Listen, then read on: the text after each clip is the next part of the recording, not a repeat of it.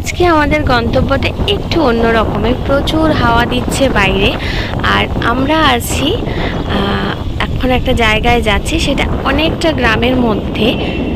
আমি এখন আছি গুয়াহাটির বাইহাটের একটা প্রত্যন্ত গ্রামে, যেখানে আমি এখন উঠছি সেটা হলো পুরো পাহাড়ে ঘেরা চারোটা দিক, আর একদম পাহাড়ের উপরে যতটা বাইক নিয়ে যাওয়া যায়, বাকিটা আমাদের হাঁটা পথেই যেতে হবে, যতটা আমরা নিচে শুনে এসেছি। এখন দেখার পালা বাকিটা রাস্তা কতটা দূর, কতটা পায়ে হেঁটে আমাদেরকে যেতে হবে। তো এই সাইডটা দেখে মনে হচ্ছিল সন্ধ্যা সন্ধ্যা হয়ে এসছে, কিন্তু সন্ধ্যা হয়নি। তখন 3:30টার মতো বাজে, 5টার মধ্যে এ আবার বন্ধ হয়ে যাবে, আমাদের দর্শন করে নিচে ফিরে আসতে হবে। তো কিছুটা যতটা যাওয়া যায় ততটা যাচ্ছি। পাহাড়ে এতটা ঘেরা, তো দেখে মনে হচ্ছে সন্ধ্যা সন্ধ্যা হয়ে যাচ্ছে, কিন্তু একটা বৃষ্টি বৃষ্টি ভাবও ছিল ওই দিন। নিচ থেকে দেখে যা মনে হচ্ছিল উপরে অনেকটা হাঁটা পথ, অনেকটা উঠতে হবে। তো একটু কেমন লাগছিল, যেহেতু গরমের ওয়েদার ছিল, কিন্তু এতটা গরম ছিল না, কিন্তু অনেকটা উপরে জলও নিয়ে আসিনি। দেখে মনে হচ্ছিল অনেকটাই উপরে উঠতে হবে। আস্তে আস্তে দেখা যাক কতটা উপরে আমাদেরকে যেতে হবে।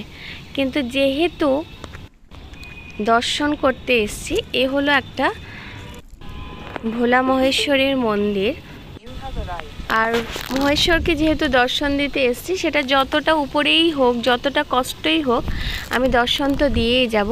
আর আমি বরাবর দেখেছি মহেশ্বর এর মন্দিরগুলো একটু উপরেই থাকে, বা একটু কষ্ট করেই দর্শন দিতে হয়।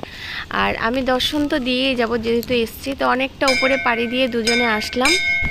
এখান থেকে জানতে পারলাম এটা দীর্ঘ বছর পুরনোকার মন্দির, কিন্তু একই রকম আছে, এখানে কোনো রকম পরিবর্তন করা হয়নি। এই জিনিসগুলোই ভালো লাগে, যে পৌরাণিক একই রকমের থাকে, একই রকমের জিনিসগুলো, কোনো এর মধ্যে কিছু করা হয় না, একই রকম রয়ে যায়। এগুলো দেখতে ভীষণ ভালো লাগে, ঐতিহ্যটা মেনটেন করে।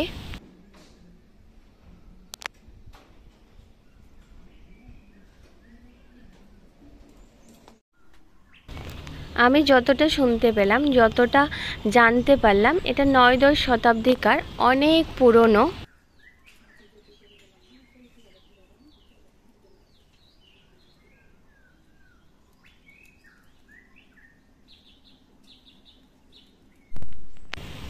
এর নিদর্শনগুলো, এর ঐতিহ্যগুলো দেখেই মনে হচ্ছে অনেক বছরকার পুরনো। আমাদের এখানে ঊনকুঠি বা আমাদের এখানে পিলাকের মতো অনেক পাথরে খোদাই করা বিভিন্ন মূর্তির ছবি আছে, বিভিন্ন নিদর্শন আছে, যেগুলো খুব দেখার মতো। আর এটা অনেকটা পাহাড়ের উপরে, তাই উঠতে ভীষণ কষ্ট হয়। এতটা পথ পাড়ি দিয়ে যখন দর্শন করি, তখন মনটা পুরো শান্ত হয়ে যায়, পুরোটা শান্ত হয়ে যায়। তারপর আমরা প্রত্যেকটা জায়গায় প্রদীপ জ্বালালাম, আর ঠাকুরকে খুব ভালোভাবে আমরা দর্শন করলাম।